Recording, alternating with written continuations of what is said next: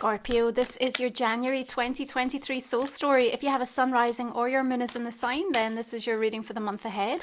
It's Romy here. Thank you so much for taking the time to tune in and join me for the journey. We are opening up for January with the energy of the Son of Staffs, the Knight of Wands. You are going to do it your way this month, and I think that something is dawning on you in the first part of January, and you may even be asking yourself, how did I not see this? But now you know what you know.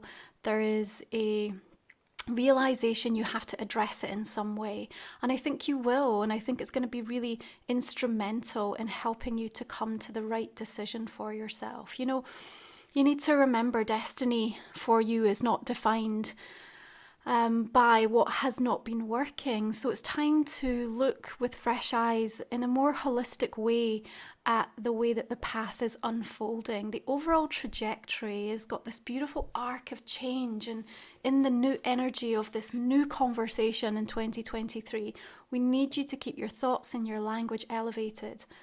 In Capricorn season, we're looking at third house for you, which is really helping to change the way that you think about things. Now, we do have both Mercury and Mars still retrograde at the beginning of January. There is this quality of almost repeating so that we can repair. And then from that place, we initiate a new pathway. And that holds something incredibly precious because it doesn't just have this new evolved version of you.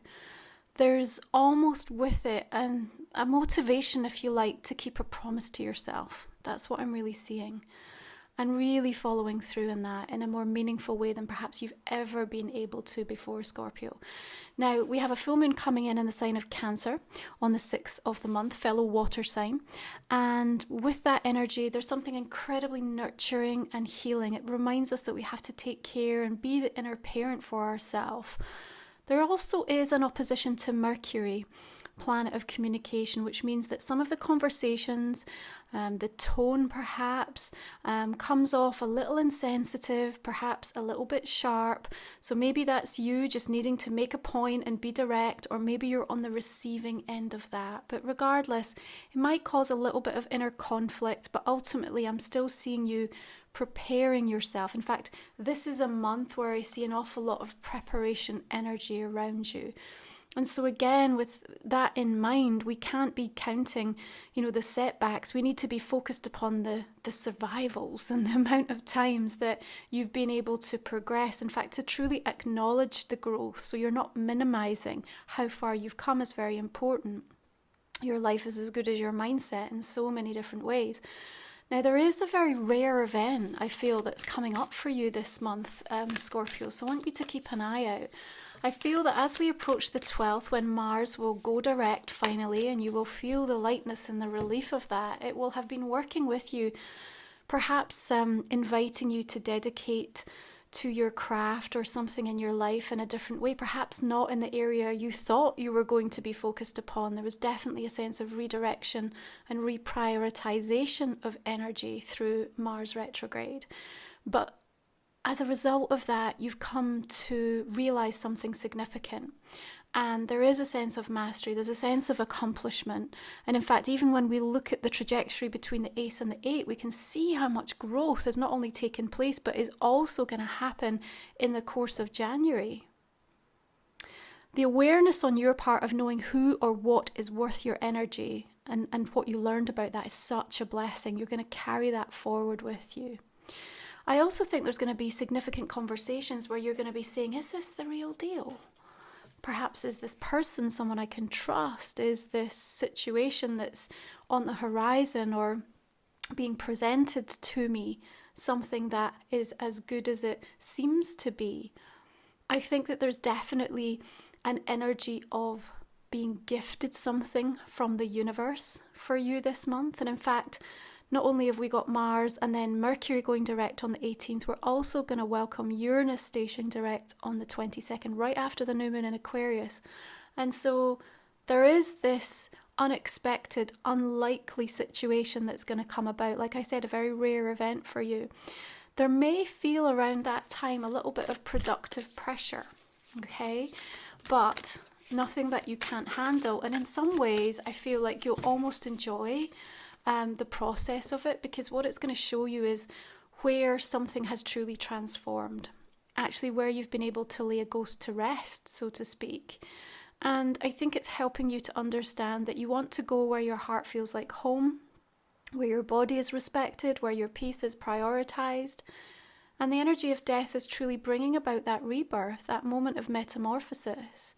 So as we approach this second half of the month, there's something about you also needing to stay very true with yourself. Remember, the wisdom that you have within you, it's like a vessel, right? Scorpio, it holds all the strength, all the pain, the purpose, and ultimately the power to move you forward, to progress you, and also to be the way that you can receive so much more than what you're actually accepting right now. And I think that, don't get frustrated, but I feel that there's going to be a moment where you're like, why have I been putting up with this? Why have I been putting up with this? And honestly, like, it takes as long as it takes to come to terms with something, right? Or to just acknowledge that actually you no longer are happy to participate in a particular energetic conversation that might be playing out either physically with a person or experientially in your life.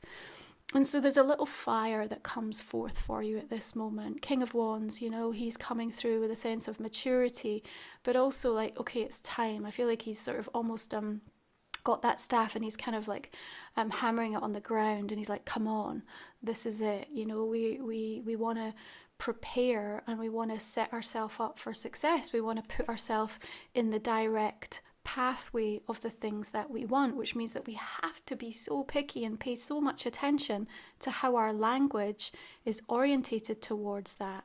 Now, if you want to do it your way this month, and I see that you will, then that also means you're going to have to be prepared to come up against some of the challenge and some of the people that might question your choices or question your approach or your attitude towards certain things. That's where your King of Wands can come in with a vision, and also the trust, because he goes on gut instinct. Yeah, he's built up this incredible innate ability to just know, to hedge his bets, but it's really born from experience of continuously, repeatedly putting himself up, showing up, putting himself out there and saying, I'm willing to try, I'm willing to see where this goes. And over time has got to a place where he's really been able to hone that craft. And I think that's really important, regardless of how it might be playing out for you in different areas of your life, that you do embody some of that boldness, some of that trust, some of that maverick entrepreneurial energy to just say, yes, this is possible, and I won't really accept or align with anything or anyone that doesn't allow me to tap into that. So as we ask, is this the real deal? We go into the body and we go into the solar plexus and we say, where am I at? Because that's where the power sits. Yeah, and so, you know, you've just come through this solar returns a few weeks ago. You're still finding your way in this new expression of you. You're now in a brand new year with completely different energy. But you get to decide who you are and what you stand for. You get to ask the big soul-searching questions of, how do I want to show up in the world? What's the difference I want to make? And it's easy to go back into those experiences and memories of where you've been let down, or there's been setbacks or disappointments. But if you hold that up and let that be the thing that you continue to pick away at, it's going to distract you and move you away from all of this bright, vibrant new energy that's coming through. Now, that's not bypassing, that's just about saying, regardless of everything that I've gone through, I still choose to be optimistic. I choose to hold on to what I know can be the upside of this situation, because that feels so much lighter. That feels so much lighter. So we are going to pull our remaining 3 cards, and if you're new to the channel, Scorpio, we cover these off in the extended reading. You'll find that in the comment and description box underneath. We talk for another 25 minutes or so, and we will go deeper into this energy conversation for the month ahead. In the meantime, I'm going to invite you to think about a personal question. We will also pull some cards for that. You've really been reviewing, you know, the energies of time and love and money and how these energetic currencies are changing. I have created a 2023 Vision Quest workbook, there to support you in releasing the energy of 2022, embracing and aligning soulfully with what 2023 has to offer. There's 2 guided meditations, 70 pages worth of content to help support you. So again, check that out in the comment and description box underneath. So we're just clarifying this main reading for you now to see where we're going to take the extended. So we've got 10 of Pentacles, Queen of Swords coming in, 9 of Wands, 9 of Swords, we have the 6 of Wands, Knight of Swords, 6 of Pentacles coming in here, energy of the Devil, the Page and the Queen of Cups, 4 of Swords. All the decks are listed below, okay, along with links also for my goddess and angel reports. This month we've got Juno, the asteroid goddess, shifting into Aries the same day that Mars goes direct. Remember, Juno rules partnerships, contracts, agreements. So you're bringing an awful lot of fierce, passionate energy to a situation, but that will help with the return of some energy from Mars as well. So something quite dynamic by way of negotiation could also be playing out from the 12th onwards. Remember, we'll still be in shadow with Mars until March time, but you'll certainly feel the relief energy. So this is Life Soul Vision, my oracle deck that came out in 2022. We are going to go ahead and just clarify the main spread here with this deck as well. Okay, we've got Spirit Crane. You can find more details about my deck over on the website. Link again is below. Blossoming Soul Song, beautiful, one of my favorites. Energy Conversations. We've got Crown Energy showing up, Activations of Wisdom. We've got Queen of Water. Earth, Medicine and Magic cast their spells, beautiful.